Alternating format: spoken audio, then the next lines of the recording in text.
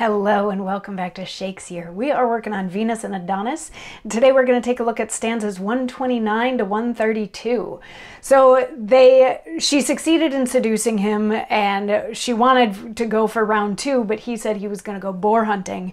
At which point she freaked out and was like, don't you know how dangerous boars are? Why don't you just stay here with me? Or like, watch how the rabbit hides from stuff. And he's like, no, I got to get out of here. Like, nighttime's over. And she's like, you know what? You know why it's so dark outside? It's because all of nature is jealous of how gorgeous you are, which means you need to procreate. And isn't that a horrible thing, that if you were to die today, there would be no progeny to carry on your beauty throughout the years? Like, that's a travesty. She was venturing into Shakespeare's land of the sonnets with her, you need to continue your beauty by having children. And Adonis cuts her off, saying, "Nay then," quoth Adon, "you will fall again into your idle, overhanded theme. The kiss I gave you is bestowed in vain, and all in vain you strive against the stream. For by this black-faced night, desire's foul nurse, your treatise makes me like you worse and worse. If love have lent you 20,000 tongues, and every tongue more moving than your own, bewitching like the wanton mermaid songs, yet from mine ear the tempting tune is blown.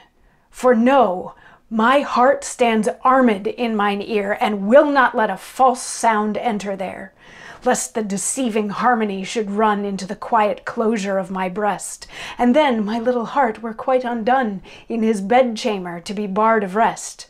No, lady, no, my heart longs not to groan, but soundly sleeps, while now it sleeps alone.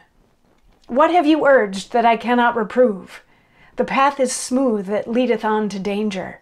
I hate not love, but your device in love that lends embracements unto every stranger. You do it for increase? Oh, strange excuse, when reason is the bawd to lust's abuse. So he's turning her down. This is 4 nice, long, lovely stanzas of him turning her down. He's like, you know what?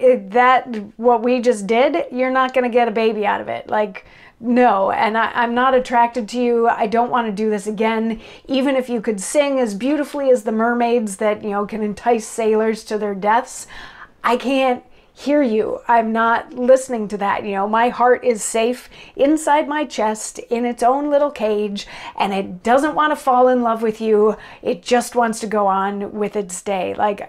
He's like, it's not that I don't like that. It's not that I don't like love. It's not that I don't like sex.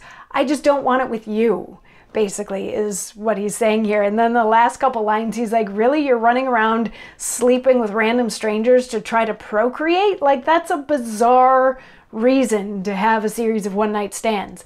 And what's interesting here, since Adonis in previous stanzas has been sort of, monosyllabic and a little bit sort of grunting responses, he's not the most wordy of gentlemen, he's actually going to continue on for like another 3 stanzas in turning her down. So this is his great big monologue in the play where he gets to just shut the whole thing down, and we will get to hear more of that in tomorrow's stanzas. So I'll see you then. Mwah.